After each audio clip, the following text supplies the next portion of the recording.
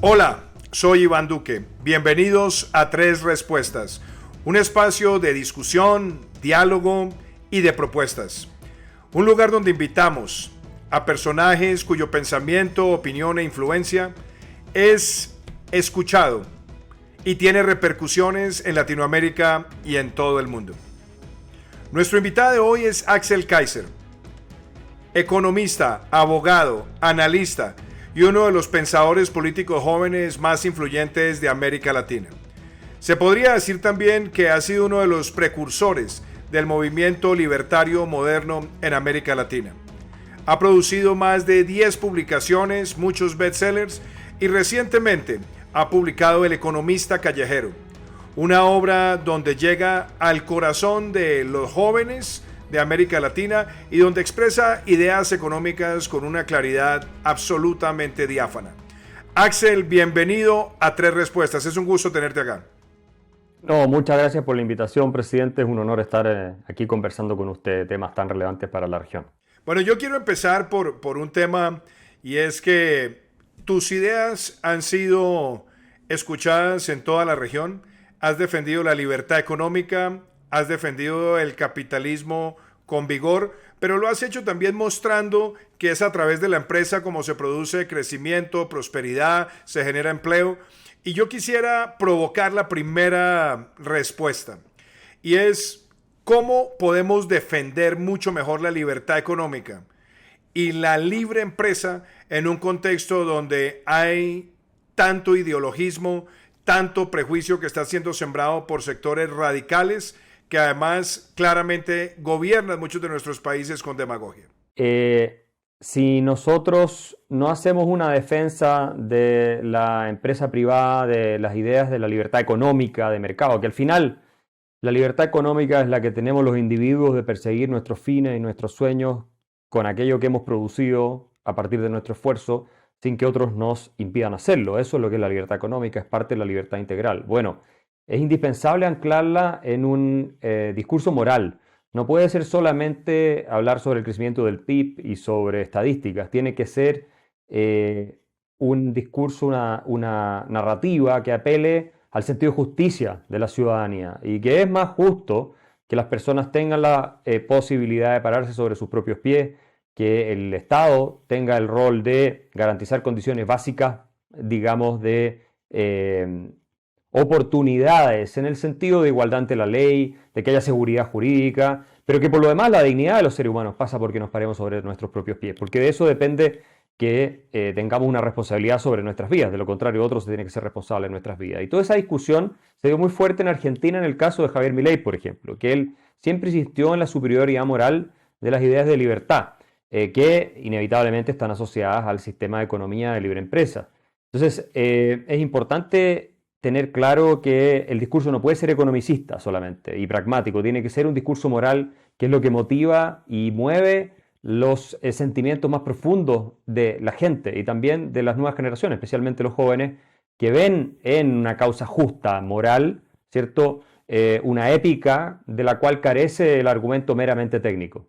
Hay muchos sectores que se autodenominan progresistas en América Latina y en alguna ocasión los he llamado pobrecistas, porque cuando gobiernan son expertos en deprimir las economías, generar incertidumbre, afectar los sectores que más empleo generan, y ellos tratan casi que de hacer justicia social por decreto o por discurso, cuando la evidencia nos muestra que es a través de un sistema de libertades económicas donde se pueden generar más empresas, donde se genera más inversión, donde se generan además empleos de calidad con estabilidad, donde realmente se producen los grandes cambios. Pero, ¿qué crees tú que ha hecho falta en el discurso de defensa de la libertad económica en América Latina para que tengan de pronto a veces más eficacia comunicacional en algunos lugares los demagogos y los progresistas, cuando la superioridad moral es evidente desde el punto de vista de los resultados que trae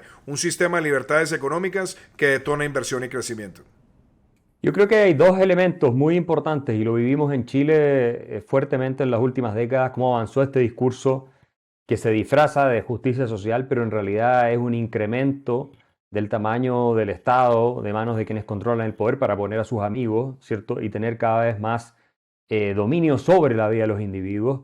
Y un elemento es precisamente lo que planteaba yo de el sentido de justicia. Douglas North, el premio Nobel de Economía, hablaba del sense of fairness y decía que es muy importante tener arraigado un sense of fairness en la ciudadanía, ¿no? Que sea proclive a las ideas de libertad, de emprendimiento, de que el Estado tenga límites, de que el gobierno no se meta en todo, de que la propiedad privada sea protegida y todas esas cosas. Entonces el sentido de justicia de que no está mal en un orden libre que haya desigualdad, por ejemplo, si es que hay iguales reglas para todos y que entonces también se generan espacios de oportunidades para que los que están abajo suban y los que no lo hacen bien están arriba, bajen, es parte de la desigualdad dinámica de una sociedad libre. Eso por un lado, y por otro, y por eso escribí El economista callejero, que le ha ido muy bien en América Latina, en Chile es el libro de economía más vendido de la historia del país, es la alfabetización económica, porque creo que mucho de esta demagogia, este populismo, se nutre de una falta de cultura general en términos de economía básica. ¿Qué es un precio? ¿Por qué funcionan los precios como mecanismo de regulación y transmisión de información para que haya mejores cantidades de recursos para todos y haya más oportunidades, etcétera? ¿Por qué es una tontería fijar los precios desde el Estado, por ejemplo? Y cosas de ese estilo. ¿Qué es lo que determina nuestro ingreso? ¿Lo determina una ley que va a imponer el gobierno o lo determina nuestra productividad como personas que hemos aprendido habilidades? Todo eso yo lo hice en ese libro que se ha publicado en varios idiomas, en varios países, incluyendo Alemania, Polonia, Estados Unidos. Ha sido realmente un éxito. Pero es una introducción para público general de 120 páginas, muy celebrado por economistas como Deirdre McCloskey y otros, porque lo que pasa con nuestros economistas es que escriben para especialistas, entonces nadie entiende de lo que están hablando. Y usan gráficos, y yo tengo un amigo, exministro de Hacienda acá en Chile, que me contó que él había escrito un libro de introducción a la economía y que no le había ido bien con las ventas. Bueno, claro, porque había puesto muchas fórmulas matemáticas, gráficos y cosas que en realidad tal vez lo puede leer una persona que está estudiando en la universidad economía, ¿no? De manera más profesional. Pero para la gran cantidad de la ciudadanía, de la masa, los conceptos económicos son totalmente ajenos y le tienen algo de miedo. Y a mí mucha gente me llegó a decir, por fin no me sentí tonto porque leí tu libro y pude entender de lo que estabas hablando. Y esta es la gran escuela de Frédéric Bastiat, de Henry Hazlitt y de otros más que explicaban en simple temas que son aparentemente complejos y no tienen por qué serlo. Y esa alfabetización económica creo que ayuda mucho a contrarrestar el efecto del discurso demagógico que se basa en intuiciones muy primitivas y en prejuicios que están súper extendidos entre la ciudadanía. Hay algo que me llamó la atención. Nosotros nos vimos en Santiago de Chile hace pocos días. Al día siguiente pasé por una librería, compré el libro y, como decimos coloquialmente, empecé a echarle muela, empecé a devorarlo. Y, y me llamó la atención que mientras leía, me acordé de una conversación que tuve con algunos egresados de la Escuela de Gobierno de Oxford en Chile. Y uno de ellos me decía, mire, es que el día antes del llamado estallido social, uno ve cómo estaban los indicadores económicos y sociales de Chile y tal vez han sido los mejores indicadores que Chile ha podido disfrutar por lo menos en su historia reciente. Y asocio esto con una conversación que tuve en alguna ocasión con Sebastián Piñera, donde él se sorprendía de ver tanto progreso económico, social, en muchos indicadores y frentes, pero la guerra de la comunicación y de tratar de sembrar odio, polarización y rechazo de algunos sectores radicales hizo prácticamente que la juventud no reconociera todos esos avances. Yo quisiera preguntarte como chileno, como economista y asociarlo también con ese último libro, ¿qué ha hecho falta para que haya un sentimiento de progreso y que entendamos que más importante que caer en la trampa de los discursos de la revolución, es mucho más importante ver la evolución de muchas de estas ideas económicas cuando han traído tantos beneficios para el pueblo chileno? Sí, la narrativa es una parte fundamental. Los seres humanos somos una especie contadora de historias. Nos encantan las novelas, la religión, que lo que son historias, básicamente, ¿no? Que nos dan un sentido, nos dan un propósito, nos dan una orientación. No estoy discutiendo de cuánta verdad hay en las religiones, estoy simplemente explicando que son historias. La Biblia es una historia, Star Wars es una historia, las películas, el cine, nos gustan las historias, el storytelling. Hay un libro famoso que habla de que los seres humanos somos una storytelling species. Entonces nosotros somos capaces de creer cuestiones, incluso cuando toda la evidencia indica que es contrario. a lo que se está diciendo en la historia. Las ideologías son el mejor ejemplo. El marxismo, el nazismo, son historias, ¿no es cierto? Son una descripción de cómo funciona el mundo, ¿no? Y al mismo tiempo una prescripción de cómo debiera funcionar el mundo. Lamentablemente terminaron en totalitarismos por el conjunto de ideas que ellos promovían, estas ideologías. Entonces, Douglass North, que lo voy a citar de nuevo, a mí me gusta mucho este economista porque él entra a estudiar las ideologías y es muy importante el impacto institucional. Dice, las ideologías son materias de fe antes que de razón y subsisten pese a las abrumadoras pruebas en contrario. Lo estoy citando textual.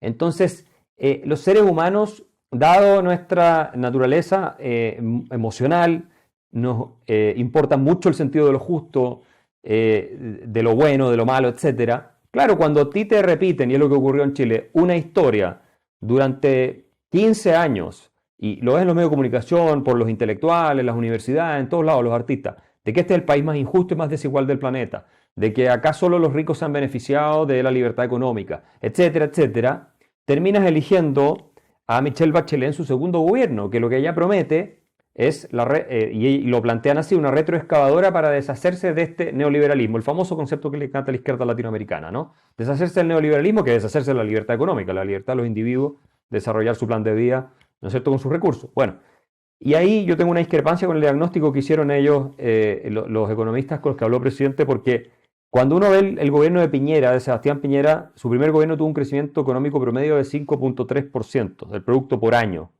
Y Bachelet tuvo un 1.8%, 1.7%. Correcto. Entonces, ¿qué ocurre? Que cuando llega ella y hace toda esta reforma, porque tenía mayoría en el Congreso, destrozó la capacidad de creación de riqueza de la economía chilena. Llevamos una década con un crecimiento per cápita de 0.6%, una década perdida. Y claro, el segundo gobierno del presidente Piñera promete tiempos mejores, ese fue el eslogan de su campaña, no logra establecer esos tiempos mejores y yo creo que ahí se acumuló mucha frustración. Y eso es un factor decisivo para explicar la crisis del 19, sin contar los elementos organizados de violencia que hubo de distintos grupos, ¿no? Y que probablemente hubo influencia extranjera también.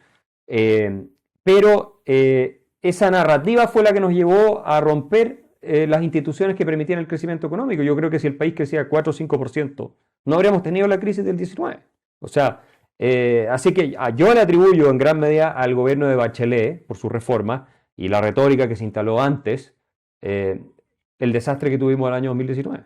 Pues es que yo creo que ahí tocas un tema también bastante importante porque en muchos lugares de América Latina hay como una animadversión de empresarios de participar activamente en la discusión política. Ellos dicen, a mí no me gusta meterme en política, pero resulta que cuando no se meten en política, la política sí se mete con ellos. Y estamos viendo, por ejemplo, un crecimiento en la sobreregulación o inclusive viene un nuevo brote de estatización, lo que está pasando en varios países en la discusión de los sistemas pensionales. Ustedes lo han vivido en Chile, en Colombia también se ha discutido una reforma y ahí me gustaría detenerme un segundo y es, cuéntanos cómo avanza ese debate de la reforma del sistema pensional chileno, toda vez que hubo países como Colombia que siguieron el modelo chileno y qué lecciones le puede dar a Colombia la forma como se ha conducido el debate pensional en Chile.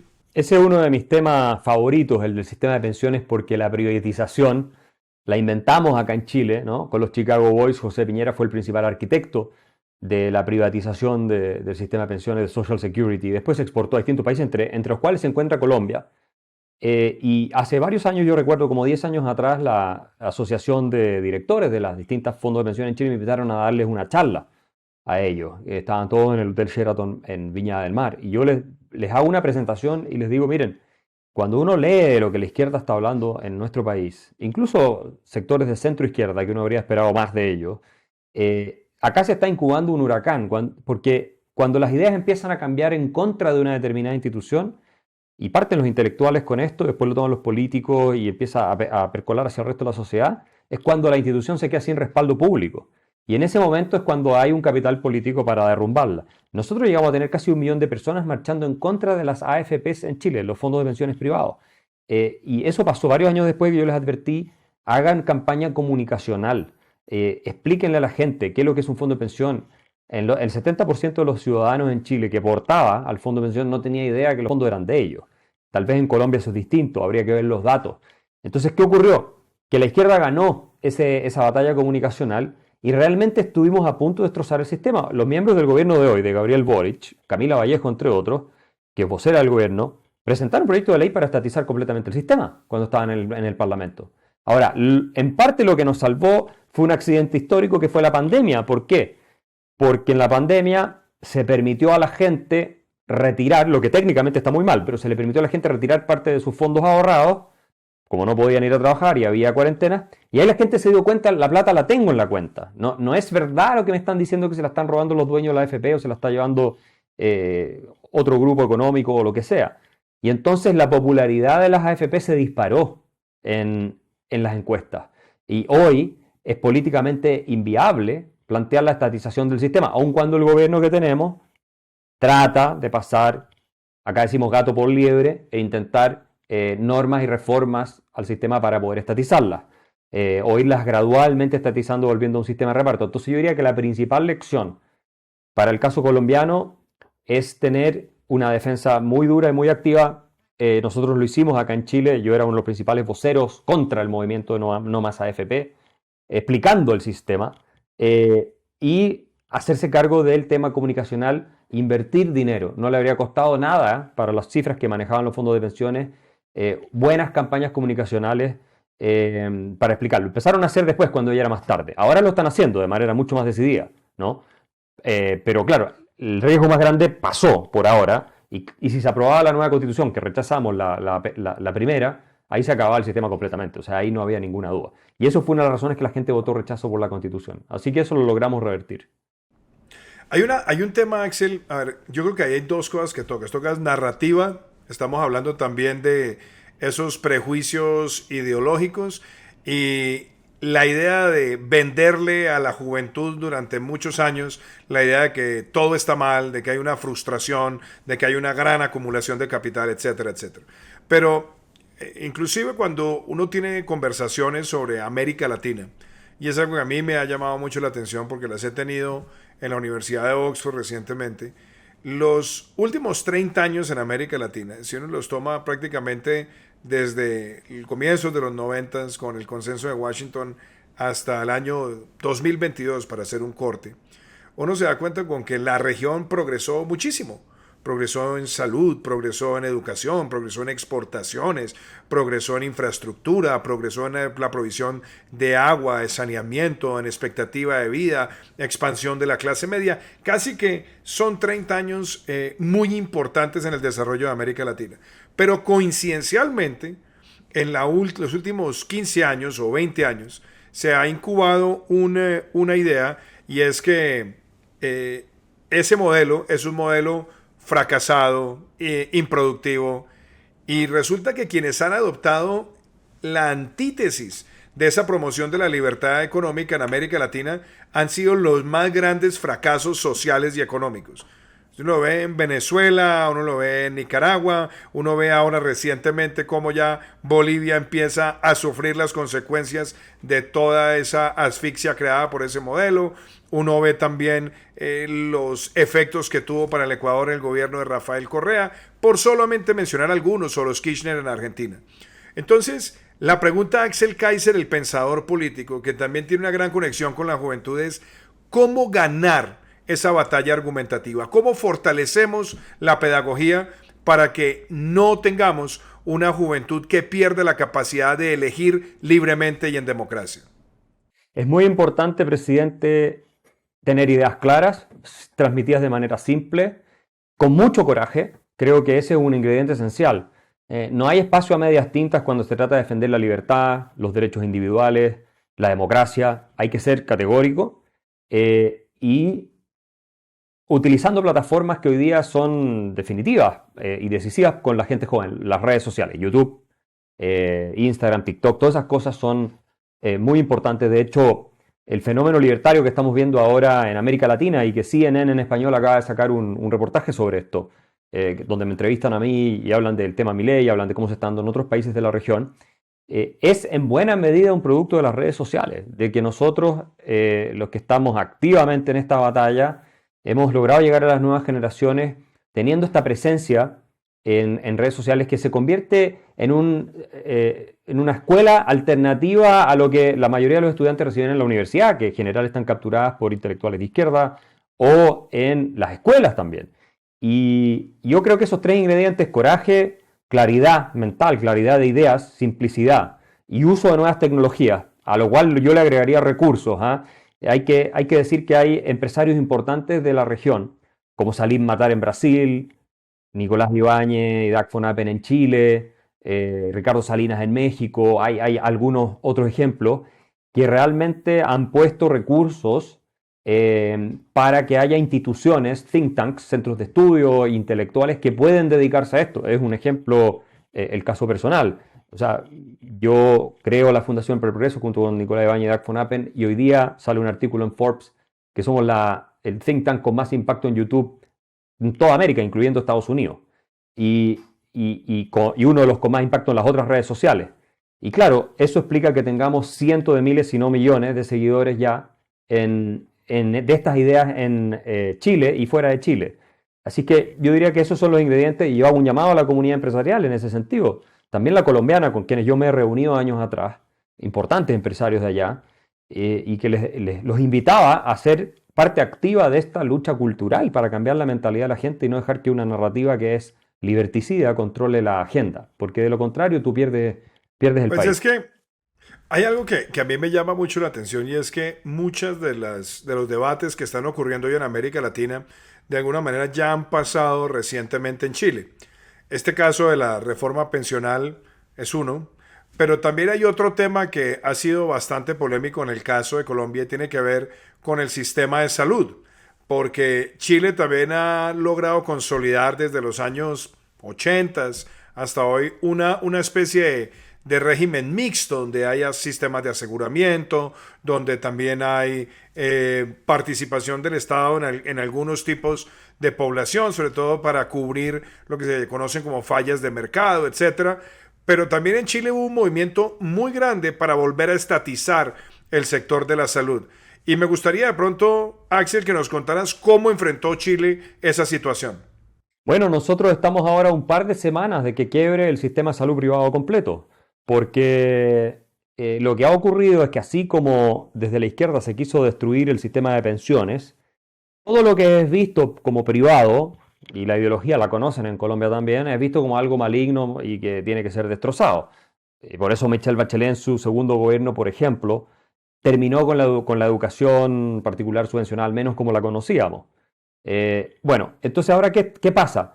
Que las ISAPRES, que es nuestro sistema de seguro de salud privado, ¿no? Que uno paga un porcentaje de su sueldo todos los meses a ese seguro, que atienden a 3 millones de personas, hay 3 millones de afiliados que en general las estadísticas muestran que tienen buena satisfacción de atención y que mantienen también a los prestadores privados de salud, porque ese flujo de dinero permite que haya clínicas privadas, especialistas y todo tipo de cosas. Y muchos que están en el sistema de FONASA, que es el sistema estatal de salud, también se atienden porque hay colaboración público-privada en instituciones privadas de vez en cuando. Son 9 millones de personas en general que dependen de este sistema.